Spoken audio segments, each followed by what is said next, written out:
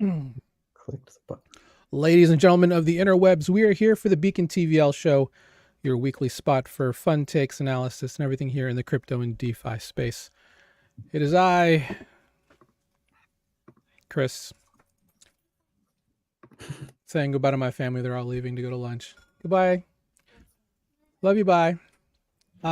Just want to say thank you to our guest today. We have Smitty, one of my favorite people here in the Web3 space, founder and team member at both Mambo Makers and Devon Draw.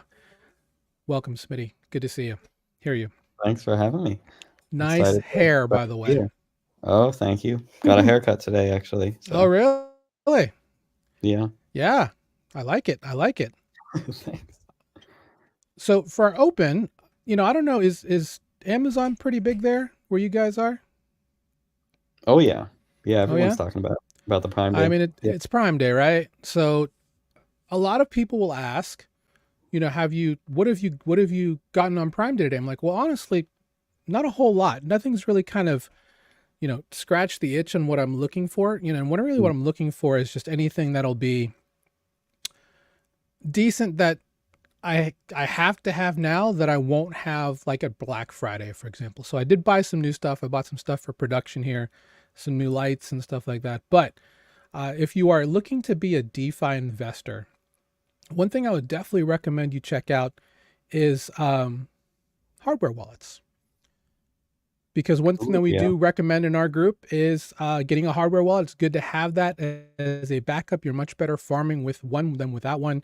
The one that we recommend the most, the Trezor Model T. They also have the Safe 3 and the Model 1. They're both on super discount today as a Prime Day deal. In fact, the Model T itself, $149. I think this is the older model. I'll be honest. I think this is probably the newest model, but down from $149 to $89. Huge deal because the Safe 3 is a $79 model, which is the one I would normally recommend to most people. But this is a full color touchscreen. I don't know. I'm still a fan of the Safe 3 because I like having clicky buttons, like I have here on my Model 3. Click. I got to do the millennial thing here. There you go. Clicky buttons. But yeah. So if you're looking for a hardware wallet for anybody watching here, this is going to be the one to get. And wow, awesome. We have a lot of viewers today. Thanks so much, Smitty, for bringing the heat, brother. That's because you're just the man. No. So are you're a Trezor guy over Ledger guy? Well, so here's the thing. I have both, right? Ledger is a great product. As a hardware wallet, it's fine. If you're going to be using Cosmos, if you're going to be using Solana, you have to have Trezor because none of the wallets like Phantom, Solflare, Backpack, they don't recognize Trezor yet. Although Trezor now has Solana support. So if you're going to be using one on Solana, you have to have a Ledger. I just searched for hardware wallet under Prime Day deals. I don't see one for Ledger, but we can certainly just look to see if there's a Prime Day deal. Nope, that's not it. Oh yeah, the old-fashioned wallet. The old-fashioned hardware wallet. Well, yeah, I don't see anything for Ledger today. Maybe on their website, they may have something. But one thing too, if you're looking for something for hardware wallets, is specifically for tools to help you remember them. So stamping with these metal things, Trezor keeps metal seed phrase backup storage thing. So the thing about these is that they're only good for the first 4 letters of each word. So if you have no idea what the word is, you're kind of screwed anyway. But that's funny. This is why we always say to make sure for us, we like to use archival ink and archival paper. So it won't go away after 500 years, once we're all dead and gone. And apparently I thought that was a whip. Nope, that is a tassel to put on your keychain. Good. All right, we'll go and move on. So if you're looking for anything on Prime Day, one thing I'd recommend, consider getting one of these things here, or getting a hardware wallet. It's on a huge discount on the Trezor Model T. And one thing I wanted to say about the Trezor, optics is their issue, right? They've had really bad optics on some of the things they've had going on. They've had some data leaks, so they are no longer our first pick because they're also not open source, whereas Trezor is. But if you're going to be going on Solana, going on Cosmos, it is you'll need a Ledger, because if you want to use a hardware wallet, you can't use the Trezor just yet. But we'll see what happens. Looking quickly at the markets, Man, I don't know. We'll Ooh. we'll talk about exactly what happened here, but uh, yeah, we'll head into that just after this next article I'll talk to you about, Smitty, and it's just really more about just the rebound of what we're looking at. I mean, we're hoping that AVAX can make a little bit of a run here. Where did AVAX go? It's somewhere down here. We've had a good couple days. Yeah. I mean, the idea that it could be, August 1st is that special day where it went from like 30 to 130. Could we see Mm. a revamp of history repeating itself? There it is. $27. Yeah, we're looking at a pretty green chart. Green charts across the board, by the way. Yeah. But before we get to talking about that, I did want to talk about what Coinbase posted yesterday. It was a picture of a cat. Don't know if this is AI generated, but when Coinbase posts something, of course, we just kind of see when it's something special like Oh this. wow. It turns out it's an NFT. So if you follow the link, I'll put the link here in chat. I'm assuming this is just a quick animated short of some sort. You just have to pay gas. It's 68 cents is how much I paid on Base. You have to also be on the Base blockchain to mint this, and 68 cents for one. I paid $2.40 for 5. So I guess it's cheaper if you do more. But apparently, according to their article, they're looking to use, his name is Mr. Miggles, by the way. And if anybody knows what kind of cat this is, let me know in the comments. I'm happy to choose a winner and give you a couple prizes. But it looks like they're going to use the proceeds of this, and Coinbase has huge reach, right? To create a fund for up and coming creators. So I'm really interested to see what this means. But what I wanted to ask of you, Smitty, and because you have your finger on the pulse, why cats? Why cats for this entire meme coin season? There's cats everywhere. It started off with somebody's cat, then somebody's mama's cat, and then cats everywhere. Omnicat, Popcat, Yeah. cat with hat. I think I mean I feel like crypto in general relies on a lot of like lowest common denominator marketing and appeal. And last cycle there were a lot of dogs, so I think it's just, you know, the next logical step is like what would you say is the second favorite animal? You know, the second most common animal to have at home, probably a cat. So I Probably a think it cat. comes down to that. Yeah, I would have to say that cats have absolutely taken over dogs in the meme coin space.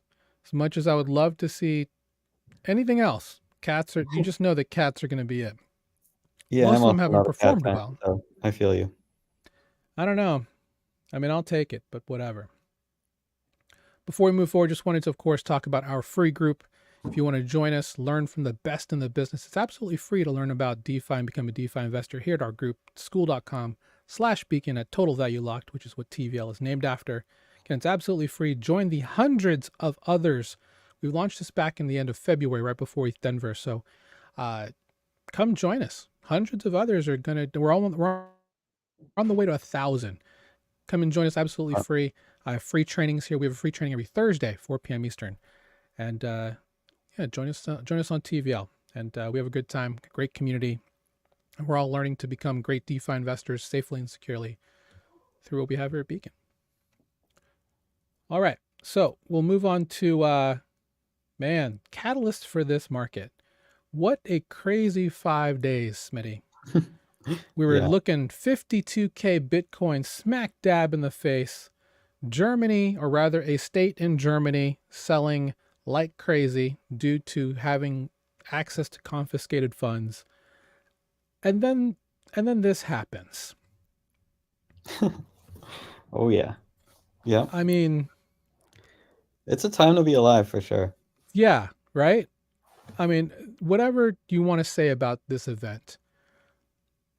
And congrats to everybody who is either a MAGA, Ultra, Trump, Donald, or even EAR. If you got into EAR, congrats. I should have got into Boy. EAR. I had a chance to get into EAR. I didn't get into EAR, but Yep. EAR was like a rare 500 to 1,000x if you got in early. But Yep. Keeks and I bought the wrong Trump coin that night. We bought, Yeah. I don't remember what it was, Survivor, something like that. Oh, And then we I woke did up see and that one. that was below 1 million and year was 25. And Yeah. Yeah, it I is saw what it your is. come across the wire and I'm like, oh, you guys are funny. And then I was like, I should have bought that. Yeah, yeah. If you think it's But funny, you should buy. That's my general rule of thumb. I completely agree. And that's part of the meme culture. I'm going to talk to you about this in our alpha section as well. But um, ultimately, with this, with Germany being done selling, Germany buying back, and then even bigger, CEO of BlackRock, Larry Fink, finally saying that Bitcoin is a legitimate financial instrument. The only worry is Jim Cramer is sitting right here. And if you know your memes, the whole inverse bra movement is all about doing everything against what Jim Cramer says. And he says here that he loves Bitcoin. I'm like, no, no. It was bad. But, Yeah. we're looking at a really interesting market. Now, I don't expect this to be super huge run up to 100K. I think there's still a lot of things that have to happen to get there. But I mean, it reclaimed 63. We're back at 64. It's an amazing time to be alive, as you mentioned. Um, and there's more catalysts. So I just want to kind of run through them real quick before we keep moving forward. Let's see. We have RNC's convention going on right now. Apparently, crypto brokers are making their case to a lot of people here. Crypto, what we talked about this 3 weeks ago, becoming a really big mainstream topic, at least for the US elections, another big catalyst for what's going to be happening. And even things like the Solana ETF filings from both VanEck and 21 Shares put on the back of the idea that there's going to be a Trump election, which, I mean, let's be honest, probably going to Yeah, I mean, happen. the betting markets are definitely going that way for Yeah, sure. the betting markets are going nuts, right? It's pretty much a done deal. He then brings on J.D. Vance as his vice presidential running mate, the senator from Ohio. Uh, for those who don't know, and I know Smitty, you tweeted about this. Uh, Vance owns 6 figures in Bitcoin. he's pretty much, he's pretty much a based giga whale at this point. Yeah. So again, these are all things that are going to be interesting. He mentioned because next week is Bitcoin 2024. It's in Nashville. We're going to be smack dab in the middle of ETH ETF news, which we'll talk about in a minute. But yeah, this is going to be a huge Bitcoin 2024 because this man right here, Big Orange, is going to be at the Orange Coin Big orange. Convention. Um, I don't even know what to say about it. This is a pivotal, just like we said in January on this show, when we said that, this is going to be a pivotal time in crypto's history once the BTC ETFs got approved. Um, Trump has gone on record saying that he would love to have miners at the White House. Mm. That'd be something. The time to be, this is crazy times. I was just talking to my wife about this the other day. If you were to have lived like 150 years, like, no, she's an albatross. It became, sorry, let me talk. Can't use words today. An albatross can live like 300 years or something crazy like that. Oh, wow. Imagine being an albatross from like 1800 until today. The amount of like history, technology that would have come past your eyes is just ridiculous and crazy. And yeah, Yeah, I'm curious. I'm not sure. I think it's interesting because obviously price is up.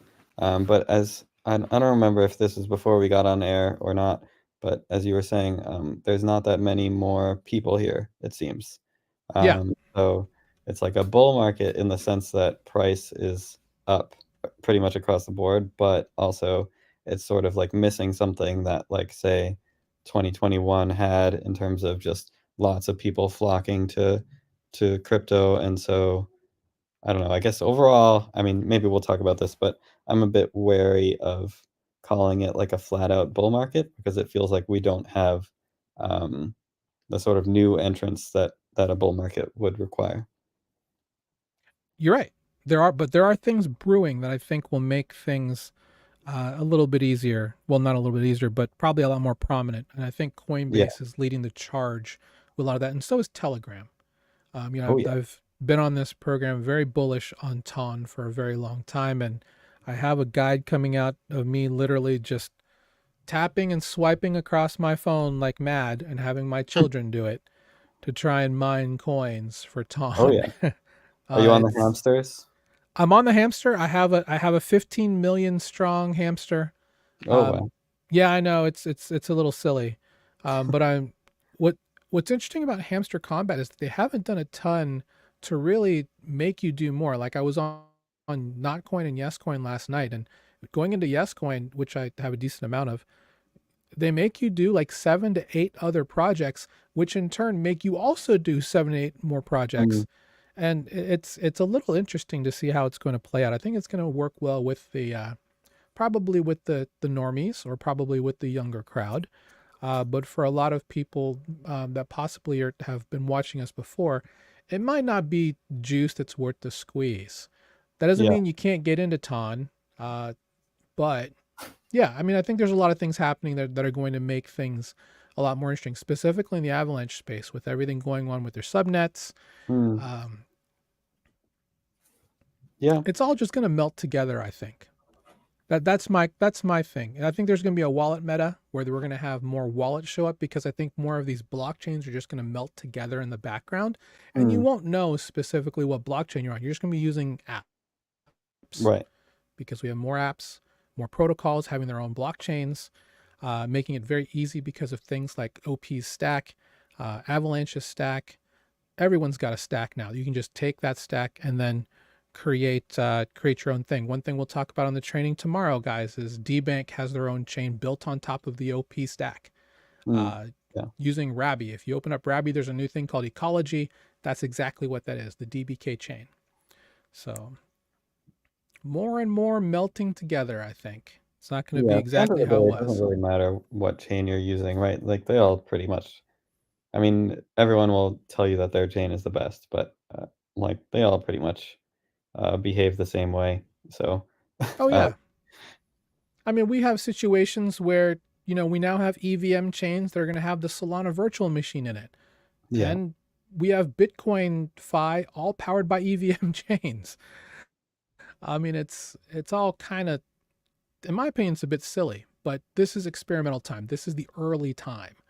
Uh, we're gonna see more things happening soon that will. We're just here in the early stages, but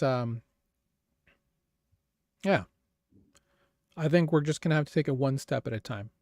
But Yeah. I think the first step of that is going to be starting next Tuesday, which we believe is the date of the ETH ETF. So ETH ETFs were approved, back in was it April, one of the two. But Recently. they're not allowed to be traded on just yet till they get their S1s filed. So we finally have a date for that. We were hoping by July 4th, but it looks like the 16th, which is yesterday, was the deadline for the SEC advising on all of the entrants on the ETH ETFs. So probably next Tuesday, 7/23, will be the launch. Uh, Normally, the ripple effect on stuff like this takes a bit of time. Obviously, the Bitcoin ETF didn't happen right away. It took some time for that to happen with getting inflows. And so it's going to be a good couple of months, which will take us right into what we call the comfy season, right? Because normally the big blue chip coins take a little bit of a vacation for a couple of months, and then once September comes around or mid-August, that's when we start to really start seeing things happen. I don't know if that's a college football thing or what. It's not. Oh, I'm just joking. interesting. But No, I like that. It's a college football thing. it must be we'll tie it to college football. We'll tie it to the success of college football will be the success to the ETF. Yeah. That is from Smitty himself. Yeah. No, I agree. You get those people, they're drunk, they're watching Ohio State, and they're like, you know what? It's time to buy some Ethereum. I would not be shocked. I would not be shocked if we see that. Obviously, it I not that we'll actually see someone playing on Coinbase Field or anything like that anytime Mm, soon. but not saying that that couldn't be a thing. We might see, the Kraken Stadium that Alabama plays at or something like that. Well, I wouldn't we've be got shocked. Crypto.com Arena, right? In where is that? On the West Coast somewhere? Yeah, that's the LA. That's the old LA Forum. Yeah, what used to Oh be yeah, the right, Staples Center is now the Crypto.com Arena. right. Um, yeah, I wouldn't be shocked. With all of these new things where college athletes can have endorsements and all that kind of thing, I would not be shocked. And I see a wild alpha hunter named Kaco in the background. Kaco, I called you on the hype post for this. I called you a mushroom. I apologize for that. A And I called mushroom. Hold on a yeah, second. because you're a fun guy. Oh, that's come on, that's a Chris. dad joke. That's a dad joke. I am a dad. By the way, I just want to say real quick, I don't have it up here on the agenda. Whoever started this age group thing, not cool, man. Have you seen Oh yeah, this? yeah. We Like got I to more. I think. I think we need more different groups for different ages. hmm. Year should have its own group, I believe. I had to join a fringe group because they're like, yeah, if you're like 30 to 40. So newsflash to anybody who doesn't know, I'm 46 years old. I don't mean to Oh, dox my age too hard, but I've seen a lot of life in this space. Maybe I'm just in the regular group.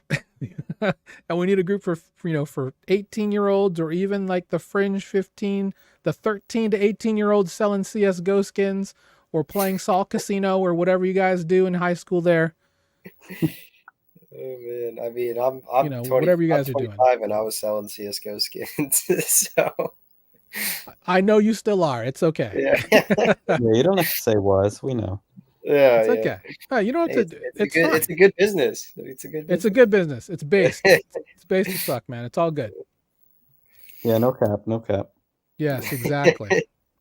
Do you know what's funny is I have a 22-year-old daughter. I try my best to try and I've always done this. When she was 7, I tried to watch Monster High or Barbie or whatever she was in. Now I try and engage with her with this vernacular, and she absolutely freaks out. So I'm like, because she said she asked about something in the fridge. I was like, I don't think you should eat that. She's like, why? I'm like, well, it's been there a while. It looks kind of sus. And she's like, that's cap. I'm like, no cap. It's good. And I'm like, and she's like, what do you mean? I'm like, say less. Just eat it. She gets mad. She doesn't like it when I try and talk like her. Oh, they hate it when you do that. I mean, that's what makes it fun, I think. I think so too. As someone who's a parent, to all of you parents, try your best to learn the vernacular and just really just try and just annoy your children as much as possible. I love my children, but I will try my best. And when my wife gets home, I'm going to try and rizz her up or whatever you guys say. It's going to be good. Anyway, let's talk about the news because that's not exactly what I wanted to talk about today. Again, I want to thank our guest This is today. the new professional Riz podcast. This is no longer crypto. No, it is. This is all about life, right? DeFi is going to be life. That's very simple. Again, I want to thank our guest today. We have Kaco here, a fun guy, and of course, Smitty, one of my favorite developers and founders in the Web3 space. We'll talk a little bit more about his projects in just a minute. But again, if you haven't joined us, if you don't know much about us, I'd love for you to join our free group. It's here on the ticker across the bottom. I forgot to hide it because it's been on there for 15 minutes. It's our group Beacon, our group at Beacon, school.com/Beacon. Total Value Locked is the name of the group. Completely free. Learn from the best in the business from our team. We have free trainings on how to become a competent DeFi investor. We cover everything from yield farming all the way to NFTs and everything in between. We don't do trading because, well, not really in our wheelhouse. There are plenty of trading groups for that. But if you want to learn about DeFi, want to learn about how to easily get in and find out more about what this crazy generational transfer of wealth is like and get true financial freedom in your journey in self-custody, join us at school.com/Beacon. And thanks again, Smitty, for joining us and bringing all these people with you. I love you. And I mean that in the nicest way. Yeah, thanks for having me. I could use Of some DeFi course. training, honestly. I'm not big in the DeFi space, so you know. We will get you there, sir. We'll get you there. We have great partnerships with great protocols in this space, such as Beefy, Exponential, Reserve. We'll get you guys schooled up. It's all good. No cap. Yeah, no cap, no cap. For real. Oh goodness. But what I will talk about is one thing about this meta that we're in now is that there's a lot of opportunities. But in order to get in that opportunity, you're going to be the one who's going to be farmed, right? We saw this with airdrops. We see this now with points meta. A lot of it's going on. And one thing that people may not realize that also is part of this meta is DePIN. DePIN being decentralized physical infrastructure networks. There's quite a few that are out there. First of all, for example, Helium. Helium started out as a network of hardware hotspots that you bought, and then you got paid off of every transaction that you quote unquote witnessed as a validator. They have since branched out because their hotspots are their dual antenna, what we call LoRaWAN technology, long range antenna, and not only are they doing validation of Internet of Things type stuff, now they're doing also 5G. And Helium Mobile is their new thing. You may have seen this around. It's $20, right, to get a 5G plan. You're putting into the network. As an investor, you can buy Helium Mobile hotspots, put them anywhere you want around town. Go ask a friend, say you'll give you a cut of the profits, and you profit off of that, getting HNT tokens and whatever else is out there. Another one, Hive Mapper, right? Hive Mapper is it's the honey token on Solana. If you ever want to do an LP on Orca, just look for honey or Camino or Radium, and they're looking to be decentralized mapping. So they're going to be the next Google Maps or Apple Maps, whatever you want to do, using decentralized technology. Another one that people have heard about recently, we've talked about them on this show, it's Grass. Grass is using your personal internet to help train AI models. There's another couple of that are out there, like Rivals, which has a new airdrop coming out if you're on Dimension. But all of this is about farming your data. You're the common denominator here. You are getting farmed for the profit. And as long as you're okay with that, because you are putting in your own resources for this type of stuff, then that's fine. It's like the new way to help, market yourself to make money. So I heard about this project recently, but it wasn't until I read last night about this new article from Coinbase about DePIN can make car ownership cool again. And they talked about a specific product called Dimo. And I'd heard about Dimo, quite a bit ago. And basically what Dimo is that you register your car, and data from your car is used to help partners in their network just use it for whatever data they need. If they want to find out where people are buying gas, if they need to know, if they want to help let you know about any new car recalls, issues with accidents, stuff like that, right? They may not be tying you directly to the data, like there's no personal PII, personal identifiable information, but this is data that you're providing, and you're going to get rewarded for doing so. And they have plenty of partners now. They didn't before. Let me see. And really, it's about passive income, right? So is it worth doing all of this to get passive income? For a lot of people, especially they're younger or even older, the answer is probably yes. There are services like Turo, for example, where people buy cars specifically to have people rent them and drive them, disrupting the rental car meta, right? So DePIN, I think, is way ahead of its time. I think in the future, this is probably how things like this are going to happen with regards to passive income. But definitely just wanted to ask both of you, how do you feel about DePIN and things like this in terms of being farmed? We'll start with you, Kaco. Dimo, if you're listening to this, respond to my messages on Telegram. Thank you. Excellent. Respond to Kaco. Hashtag free Kaco. I'm a huge fan of Dimo. I've been aware of them for probably like 2 years at this point. Excellent. They've been working like quite a bit. I met with them in Denver, and I talked. They were in Denver. They were at Denver. Yeah, they had some of their modules at Denver. Quite a few modules at Denver, actually.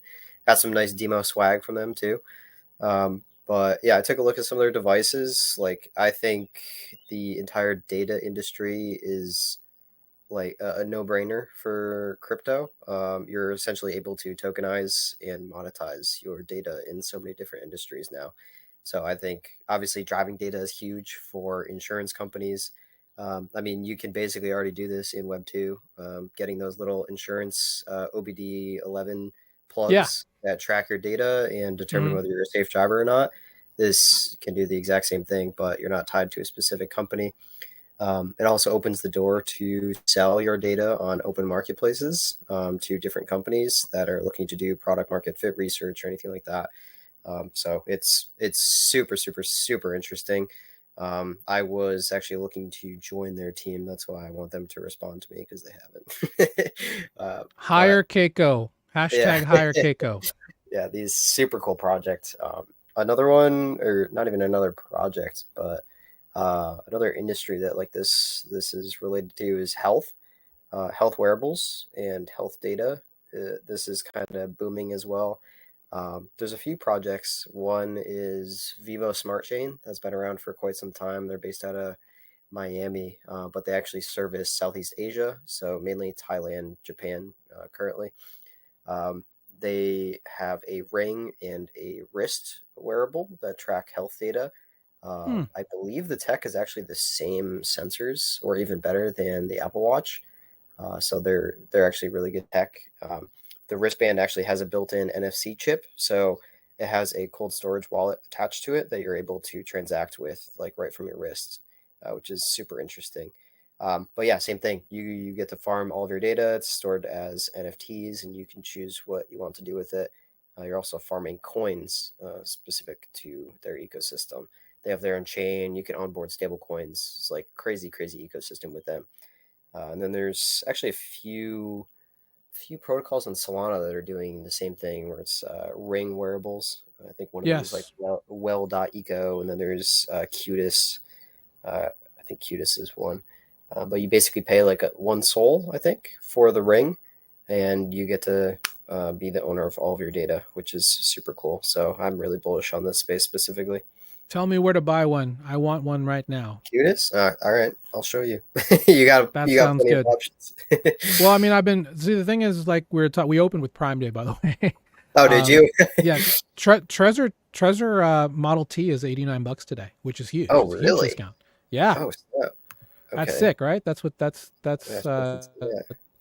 that's they're cooking, right? Yes, Is that the right word? Okay, they are cooking. All right. I sent you one link. That's cutest. You can awesome, put that one up if you awesome. want. But yeah, so this is interesting.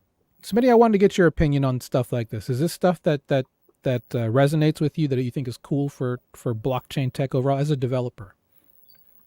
Yeah, I mean, there's a couple things. I think being able to sell your data is nice because in a lot of the current industry is other people selling your data, so it's nice to be able to sell it yourself. One thing I sort of look at when I'm investigating a new protocol or service is why do they have their own token? Right. Um, this is something that has always kind of bothered me, particularly with games, but also this kind of stuff. And I think oftentimes the token is just geared towards rewarding sort of VC investors and angel investors, and like a way to jumpstart capital early. So I tend to be wary of anything that works in its own token. I don't really know much about these in particular, but that's just sort of my thought framework is like, why do they have their own token? Um, are they trying? Because a lot of times you make your own token to essentially create value out of thin air. And as someone who's not, involved in these teams or early deals, that's not as appealing to me, right? Like I don't want to be buying a token that I know investors are unlocking Yeah. slowly over time at a much lower price than I'm buying in. And especially in the case of, farming out your own data, or as we talked about earlier with the hamster game, farming out your own time. Uh, I just think the reward on these things tends to skew lower than you want. And obviously everything is case by case. But that's just my general mindset going in is if I'm farming for a token specific for a project, that I'm not going to be getting the reward that I want. And yeah, I don't know if that's true here, but that's my framework going into it. You know, it honestly might be, and I love that you said that, because this is your viewpoint is probably the viewpoint of many people watching this stream. You know, they're skeptical about, you know, what's in it for me, first of all, right? What's in it for them? Why do they need to have a token in order to reward me with something instead of just cold hard USDC, right? Or something, or ETH or BTC. And it all makes sense when you, well, let's put it makes sense from a business perspective from their standpoint when they put that all out. But no, these are all fantastic questions you're asking. These are questions you should be asking, because when we talk about research, when we're teaching people about coming into DeFi, these are the questions you need to ask. These are the questions you need to be researching and finding the answers to. So absolutely awesome analysis on that, Smitty. I really appreciate that.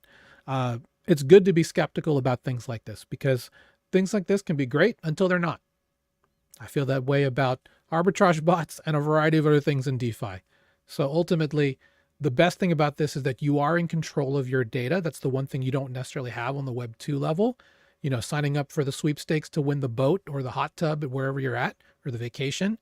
At least here you have control over that, and you know exactly what you're getting for it. So yeah, DePIN, probably a growing narrative for the rest of the year and going into next year. We're going to see more of this as blockchain tech becomes the back end of a variety of different protocols, whether that be at your local Walmart, the DMV, like in California, they have moved to an NFT style thing for driver's licenses and registrations across the world in the next 3 to 5 years. So really bullish time, really early time, of course, to be into crypto, be into DeFi, and finding about what all of these, you know, these different parts are. So I did not know about that. The license in California? yeah, they did that. I want to say about 18 months ago, they started the back end stuff for it. I don't know if they've still gone through with it. It should have been last year that they did it, but I do know they're using Tezos as the back end blockchain. Oh, okay. No, I do actually remember that. Okay, Yeah. There you go. Once I said Tezos, you're like, oh yeah. Yep. Yeah, I mean, that's like, man, that's what NFTs should be used for. we need to start getting on the the tickets and the identification road instead of PFPs. Nothing against PFPs, but you know, let's get some real tech. Whoa. Sorry, Smitty. No, you're good. You're good. I don't think that there's really an argument, you know, honestly, against that. NFT utility is something that is honestly something that is going to be something that's going to power the next generation of how we do things here in DeFi.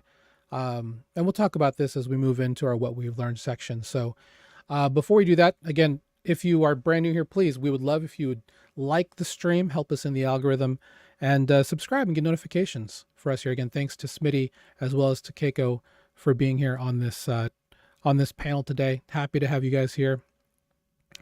One thing we do have, if you've joined our group, we have these new monthly boot camps. Whether you're a mastermind member, again, thanks to all of our mastermind members and founding members of Beacon for helping make this possible. For Beacon Accelerator members, we have a boot camp coming up this Saturday, 4 to 6 hours, where we are talking about airdrops as part of it. So it's a concentrated session with me. If you don't want to go through our free trainings on our website, you can sign up for the Beacon Accelerator 90-day plan to learn as much as possible and go from 0 to pro. And 4 to 6 hours this weekend, we're going to talk about airdrops, setting up farms, and all of that. If you're interested in that, please go to our free group at school.com/beacon, and there's a post there that has a link to where you can apply. Okay, so for what we've learned, what I wanted to talk about now is let's talk to our main guest here, Smitty. Again, full disclosure, I've known Smitty for quite some time. I am a large holder in a couple of his projects and affiliated adjacent projects. One of them being Mambo Makers, which is one of my favorite communities in all of DeFi. I wanted to take a second to shout them out. I am well known for being having a healthy, let's call it addiction for AVAX NFTs. And Mambo Makers is a place that I call one of my many homes on DeFi. But happy to support the group. Happy to to introduce this project to you guys. Smitty being one of the main members here, one of the co-founders, along with the other team, such as PJ and Tigressa, of course. Keeks, hello to you all, and of course everybody there in the community, along with our whales saying hello. If you're from Mambo Makers and you're in the chat, please say hello. Give me a 1. Happy to see you guys here supporting Smitty. Just wanted to kind of get a quick intro to you, Smitty, about how you got into the space and into NFTs in general. Sure. So how I got into this space, I guess it was Wonderland, Time Wonderland. Ooh, Oh, Armac, nice. But hey, yeah, Harmac, Time good to Wonderland see was you. my first time taking crypto off of an exchange into, at the time, MetaMask. And so that got me involved in the AVAX ecosystem, and I branched to a bunch of different EVM stuff. But yeah, I mean, AVAX was actually my first chain. So, before I was on Ethereum, I was on AVAX. And then from there, I think, this was big bull market Ponzi season. And then there was like the games came out. So first it was the nodes, and then they sort of made the nodes into NFTs in the form of like Police and Thief game was the big one on AVAX, and you had Right. I guess Sheep game, I believe Wolf and Sheep on ETH was the original. Yep. And so that was my first ever NFT.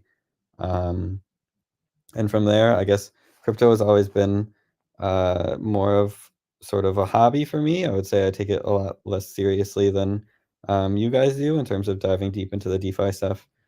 So what I love about NFTs is they're not pretending to be something.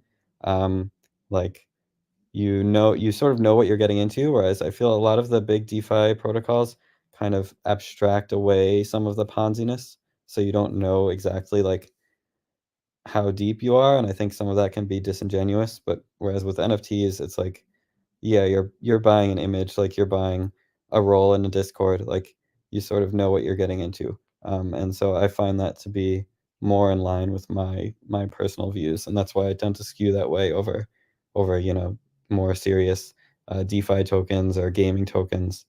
I just feel like it's more upfront about what you're getting. No, that's great. Yeah, so I wanted to ask you, why do you think NFTs have just had such a hold on the average investor in DeFi? Most people who know about crypto, they know about NFTs. They know about them. Maybe is it the collectible nature of it, and people are just avid collectors and supporters by nature.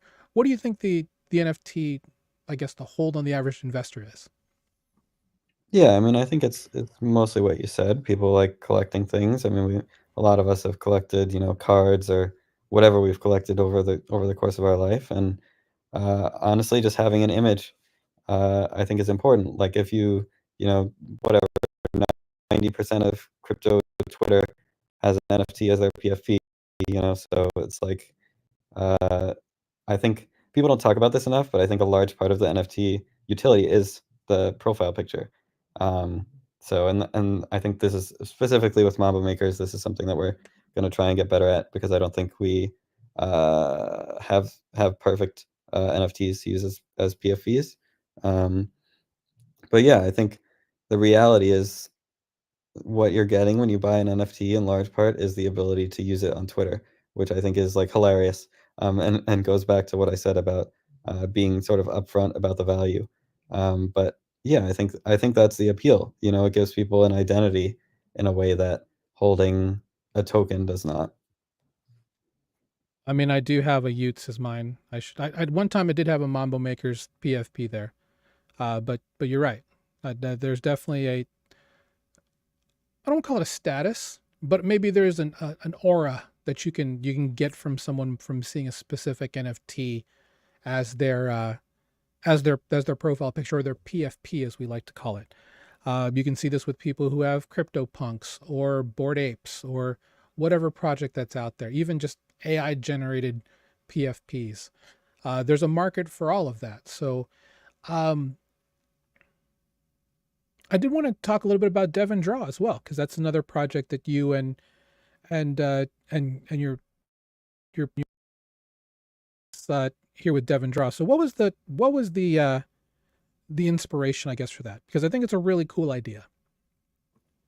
Yeah, the main inspiration was Keeks was working on humping unicorns at the time, and she was like, "Oh, I might need a dev to help."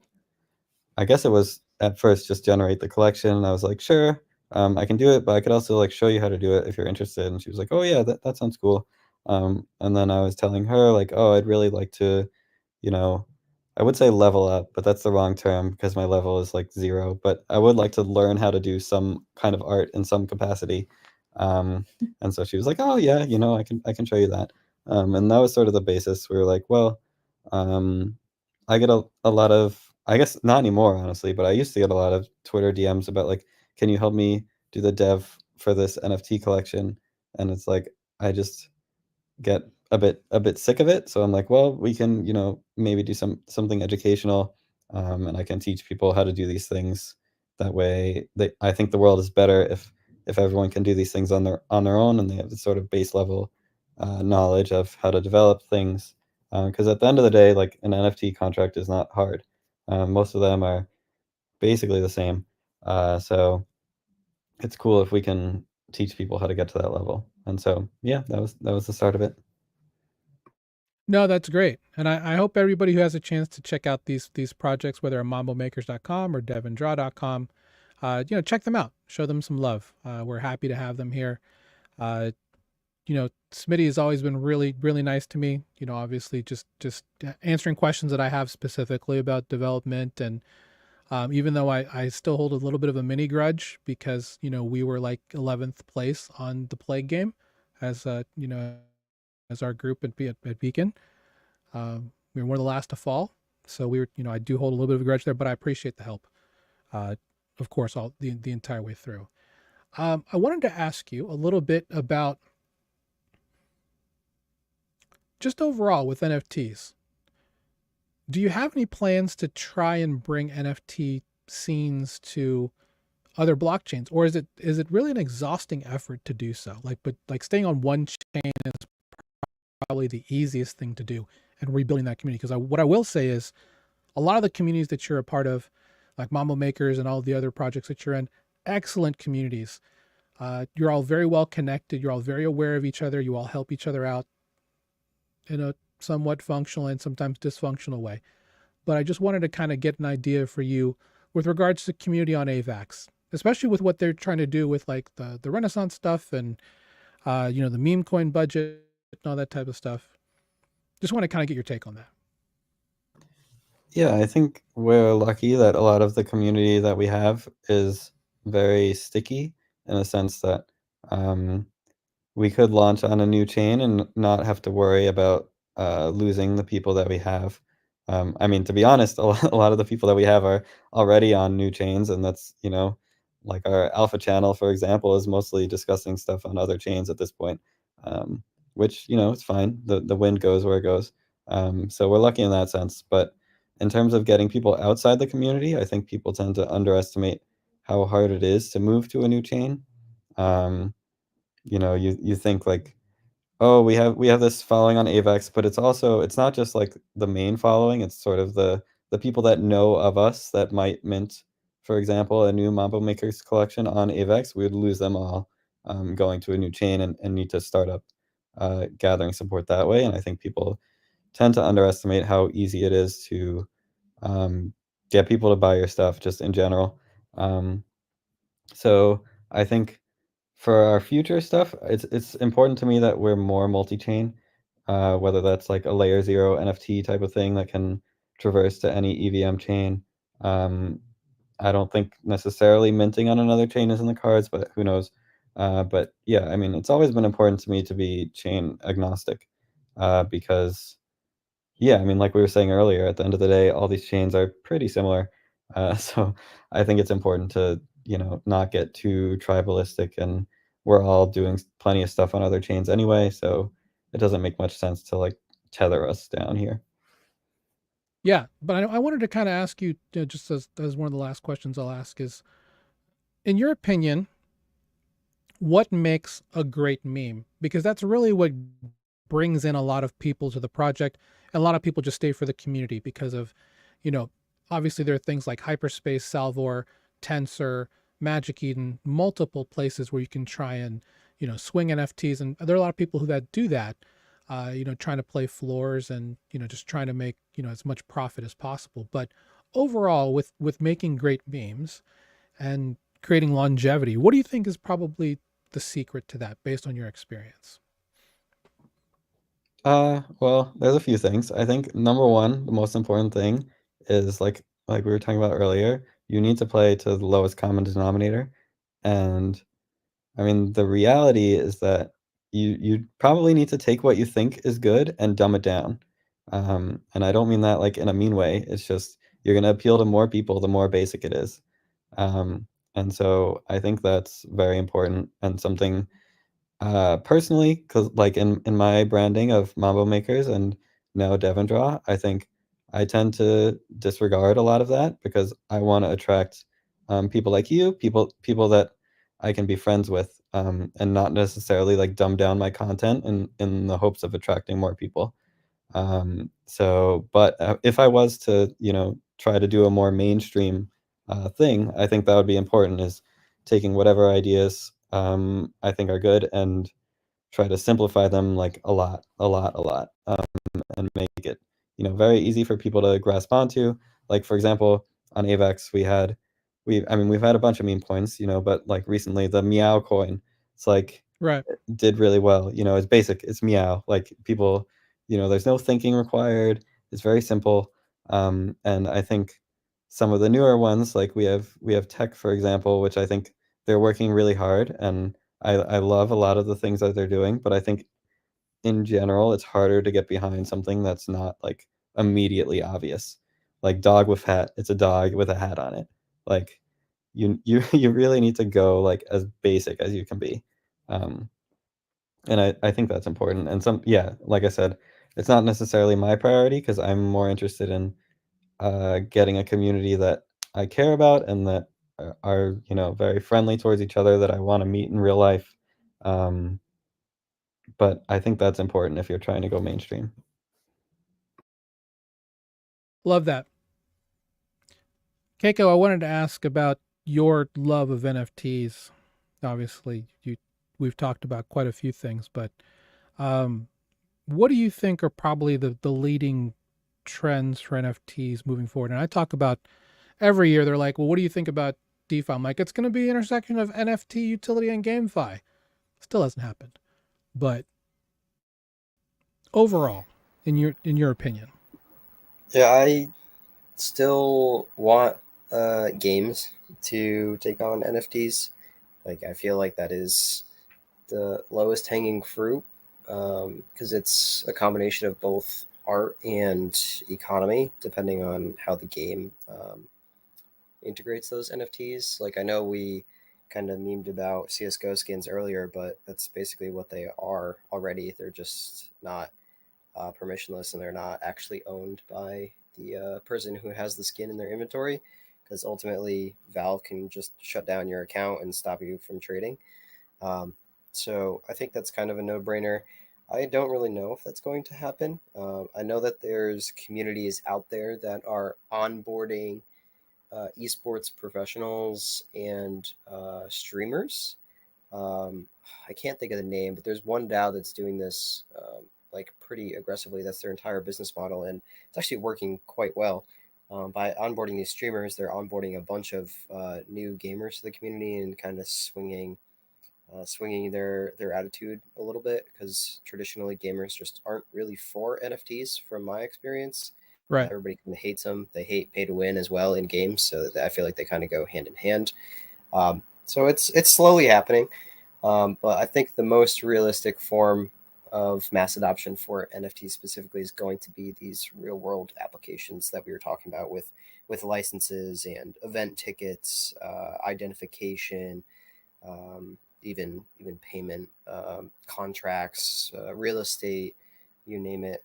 That kind of stuff I think is the best use case for NFTs. Um, Obviously, communities and groups are kind of the current use case. And there is definitely, I totally agree with you. There's definitely an aura to somebody. Um, their PFPs almost give them a first impression without even talking to them, depending on who they are. Like if somebody has a Milady NFT or a Utes NFT, for example, you can kind of guess the type of communities that they're a part of, and kind of know who they are as a person before you even talk to them, which obviously is super unique. And being a part of those communities gets you in touch with some pretty important people that you generally have contact with otherwise. So I think that's obviously the current selling point for NFTs. Um, what else is there? Yeah, I really just want to see the real world applications. I'm genuinely surprised that it's taken this long to kind of bring to adoption. I feel like DeFi is being adopted faster than NFTs, which I definitely would not have said would happen probably 2 to 3 years ago. Yeah, I agree. And for anybody who's watching this, you're curious, we're talking about NFTs and, their viability to becoming a really good primitive for you to diversify your allocation into. Um, NFTs can be a tough sell, right? Because much like real estate, they're fairly illiquid. You won't know the value of your NFT until you find someone who's willing to buy it. So I personally find there's a lot of utility in NFTs, and there will be, right? I think moving forward, because NFTs are non-fungible tokens, that's what it stands for. It's a unique token that represents data.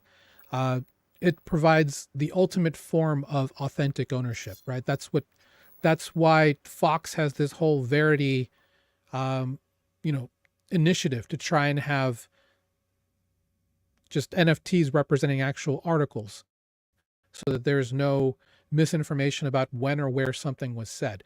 And there are places all over the place that are doing stuff like this. So NFTs at their core have a lot of utility that I think a lot of people don't realize. They see really interesting PFPs, or they're curious about different types of ways to use them. And Smitty, we've talked about the idea of staking NFTs for yield, things like this. There are multiple groups, like our friend Legacy, who's been on panel. He's with Pioneer Legends, and it's a staking solution on Solana where you mint the NFT and it goes towards mining operations, and you get rev share based off that.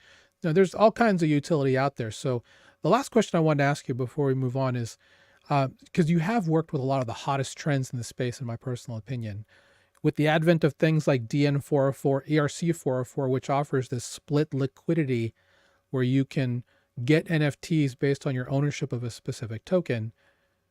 Just want to kind of get your take on that, because I've heard rumblings on older collections reformatting themselves with DN404 to try and bring in some new liquidity, or at least some new energy into their community. Your thoughts on that, and what do you think is the next evolution of the NFT moving forward? Yeah, the 404 stuff is interesting. I think in general, I'm much more bearish on 404 than most people, at least in terms of NFTs. I think because I guess I have a much less utility focused view than you guys, because I just don't think we've seen much good utility from NFTs. And I'm, like we were talking about earlier, I'm a more pessimistic person. It's like I'm not going to see the utility until I'm smacked in the face with it. And so for me, giving NFTs liquidity is almost like a downside, because it just sort of makes people realize they can sell them easily, and then they go to zero pretty quickly. Like, I mean, like you're saying, there's been lots of reboots where people rebrand an NFT as a 404, and what that is just it gives people that hold the NFT the chance to sell, and so they do. And I haven't seen any really last too long. I think the place where 404s shine is looking at it as an ERC20 like normal token with sort of added benefits. I think that's cool. But in terms of fractionalizing NFTs, I don't think really has the benefit that people want it to have. Fractionalizing or having liquidity, I think, yeah, I don't know. I don't see too much upside for NFTs. It's more upside for tokens in my mind. No, that's a great point. Um, yeah, I think we'll crack the code sometime in the next, hopefully, 18 months. I think some of the newer things we're seeing could possibly work with that. Like prediction markets, right, are huge right now. Being able to have NFTs involved with prediction markets, I think could be huge. A lot of this casinos, like specifically on Solana, you have people they get paid out, in NFTs, which they can then cash out for their actual reward and stuff like that. I do think as we start getting more online, like with projects like Oasis, for example, the privacy blockchain with private smart contracts, as we start moving more towards more anonymous, more privacy focused types of things, I think NFTs could have really unique utility there when it comes to things like house deeds, medical records, things for insurance, just as containers of data for you to have owning moving forward, where you're not just owning a token, you're owning specific metadata, I guess, encapsulated in something that you can actually move between places, I think is going to be key. But, like I said, there's plenty of things out there that we're going to probably stumble upon on our way there. But yeah, appreciate the insight on that.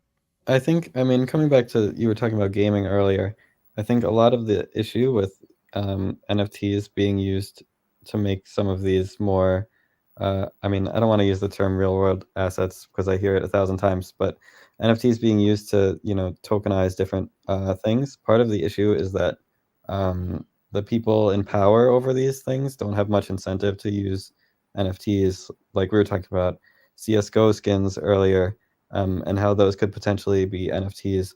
It's like, what incentive does Valve have to implement this technology? I think it's fine for us to say that, like, yeah, I mean, I wish my skin was an NFT so I could sell it and not have it, have to do with Valve at all. But the companies in charge don't really have any incentive to use this NFT technology. And I think until they do, they won't, right? Their business. Like I used to play lots of Madden, and there's the Madden Ultimate Team where you're opening packs of, players, and people were like, well, if the players were NFTs, we could bring them to the next game and keep some of our team. And it's like, no, Madden doesn't want you to do that. They want you to start over. Like, so there's no incentive for them to introduce these NFTs. And until there is, I don't think we'll really see it much. I do think there's one use case there, and that is in the event that you want to sell your account, right? Because you mentioned you've built this account over years, and you want to be able to, if someone was interested in just jumping right in, especially in a lot of these, disclosure, I play a lot of gacha games, with having an account that you can just jump in with without having to start over, I think there is a market for that. There's a huge market. There's a huge market, right? Yeah, excellent. The market already exists. It happens every day. It's just the companies don't necessarily support it. I mean, RuneScape is like one of the oldest games that's still played and has one of the largest economies to date. Same thing with WoW. Used to get banned for trading gold and like buying accounts and stuff. So it happens. It's just the companies don't necessarily want it to happen. But on that note, there is one game like Path of Exile, for example, Oh yeah, where they actually encourage this kind of stuff. There's an entire online economy that they support and allow their currency to be traded in, and people can pay for this currency with real money and trade it in game, and the company actually supports these guys. So something like that where they can tokenize all of these currencies and items and things like this that where the nature of the game is you can transfer from account to account and help out different characters. These guys would actually increase revenue by doing so and tacking on maybe a 0.5% royalty of all transactions. Like they would rake in so much revenue, they would support their community, make it even stronger, and potentially have higher user retention. So there's definitely an argument for both sides. Valve hates their community, so there's that. So anyone listening to this and developing things from this, you're welcome. Congrats. The idea is in my head, Kaco. It's like, I'm waiting for someone to purchase my account that's an NFT based thing, so I have it like on some market making thing, earning like 4% yield. Okay, yeah, or something like that. While I wait for that, and I just that way, just I get some money off the backside for something like that, or having some sort of Pendle like marketplace where you're actually speculating on the the proposed yield or appreciation of someone's account over time. Yep. Come on, Yeah, who's not doing this?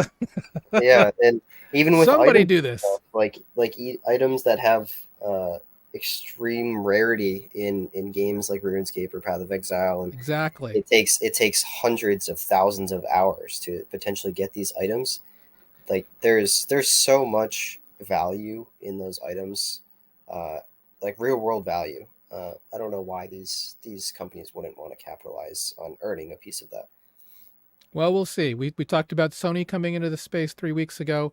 I know for a fact that multiple game studios are validators on certain Cosmos chains. You know, it's EA is what partnered with Gal. Exactly. Yeah. I mean, we have subnets of things coming with big developers. Konami, or is it Konami or Capcom that has a subnet on AVAX coming? I think it's Capcom. Capcom, yeah. I mean, they're looking for ways to do this. So, again, NFTs are not just about games. There's a variety of things that you can do. But even if you just want to have cute art, I support such things, right? I mean, obviously not to the level of things like Bad Kids or something like that. But yeah, I love the art of some of these things, and I love the communities that they create, and we should support art. One thing I will say about Avalanche that I don't necessarily see on other chains, except for maybe Phantom, is that they support independent artists really well. And I'm hoping to get more of these artists on panel and talking about their projects in the future. But yeah, shout out to Avalanche artists. There's dozens of you out there. Many of you I'm fortunate to call acquaintances and have had good conversations with. And there's great stuff out there that if you want to support an artist, support their NFT collections. It's worth doing. Something I fully support doing. So we're quite a bit over time, so I will do a quick call for help question. But I just wanted to say thank you again to Smitty for being here. Anything you want to plug, go ahead and do so right now. Thanks for bringing the village of people, by the way. Oh God. I mean, I hate plugging things, but I guess I do have some NFT collections. I have Mambo Makers, which is sort of like a passion project for me, my first NFT.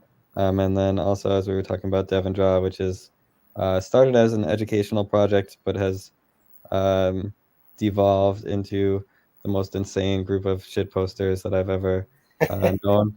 And at this point, I think we've met probably like 10% of the Discord in person, and a very tight-knit community. So if you're listening from Dev and Draw, thank you for the support and love you guys. And the base is almost done, as I've been told. But yeah, I don't know. I think in crypto, I like to just preach. Stay safe.